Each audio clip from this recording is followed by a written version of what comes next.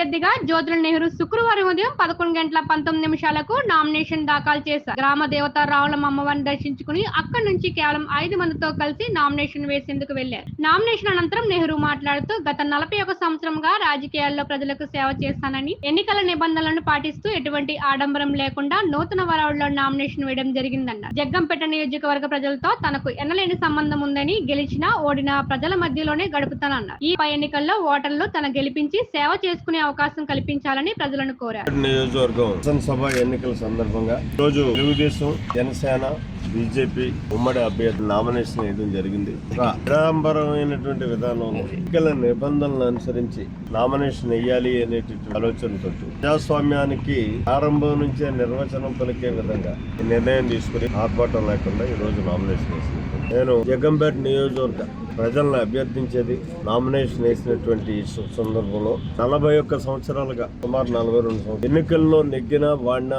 మీతో మమేకమై పనిచేస్తున్నాను. ఈనాడు మీతో ఉన్నాను, వాడినాడు మీతో ఉన్నాను, కష్టకాల్లో పాలు పంచుకున్నాను. మళ్ళీ అదే విధానంతో ఇవాళ మరి ఎన్డీఏ అభ్యర్థిగా నన్ను అభ్యర్థిత్వం ఖరారు చేశారు.